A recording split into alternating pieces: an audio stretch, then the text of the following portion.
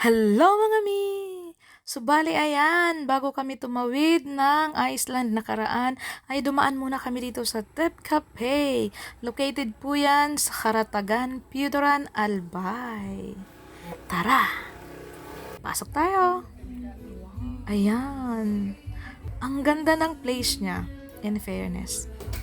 Ang ganda, parang ito pa lang yung nakita ko at napuntahan ko na ganito yung ambience, ganito kakusi yung place dito sa Piudoran. 'Di ba? O ayan, kita nyo naman. Mm. Ang ganda. Ayan. O, 'di ba? Dito lang po yan sa Tef Cafe, located at Karatagan, Piudoran, Albay. While waiting sa order mo, ayan, pwede kang mag-selfie-selfie. Oh, kita mo naman, si Pangit, ayan na. Pwedeng-pwede dito, mga simple celebration, birthdays, anniversaries, swaktong-swakto siya. Diba? Pwede niyong rentahan na yung buong venue niya. Then, plus yung foods, syempre, andyan na lahat. O, diba? Ayan, kung pictorial lang naman ang hanap, pang selfie, ayan, may corner sila para dyan. O, tingnan nyo naman si Pangit. Syempre, hindi yan papayag na wala siyang paganyan. Open po sila daily from 11 a.m. up to 8 p.m. Pero depende po sa customer. Halimbawa, nirentahan nyo yung venue nila, pwede naman, syempre, mag-extend. O, diba? And, take note ha, pwede din kayo magkantahan dyan. Pwede kayong magpalagay ng video. Okay, kung rerentahan nyo ang buong place nila. So, bali, ayan, syempre, ang kagandahan, naka-aircon siya. And, ayan na nga, ang pinakahintay ng dalawa. Namin pala. Ang foods, kita nyo naman.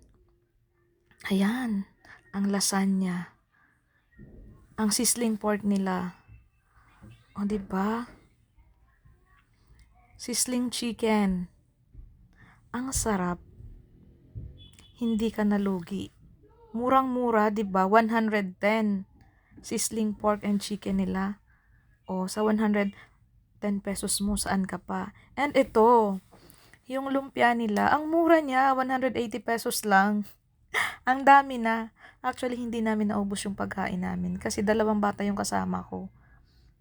And si Pangit, hindi siya kumain ng rice. Lasagna yung sa kanya.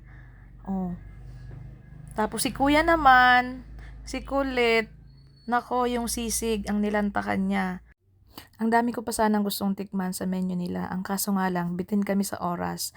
Dahil patawid kami ng Iceland ng mga oras na yan. Ayaw naman naming maiwanan kami ng barko. So, bali, ayan na nga. Tinake out namin yung natira dyan. Kasi nga si Maxis nagre-request. Pinalagyan niya pa ng extra rice.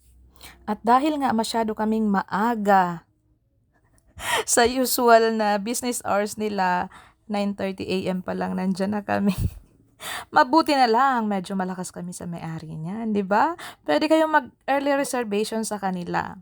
Mag-message na lang kayo, hanapin nyo na lang po, may page po sila, or tumawag po sa kanilang hotline para po sa reservation.